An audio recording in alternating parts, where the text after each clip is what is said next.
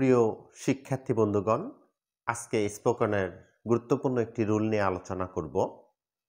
রুলটি হচ্ছে প্রথমে let plus object plus verb এর বেস ফর্ম। এই ক্ষেত্রে আমাদের ব্যক্তিবাচক অবজেক্ট ব্যবহার করতে হবে। ফর এক্সাম্পল, আমাকে বাঁচতে দাও, লেট মি লিভ।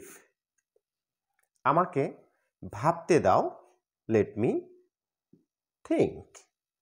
আমাকে পড়তে দাও, লেট মি রিড।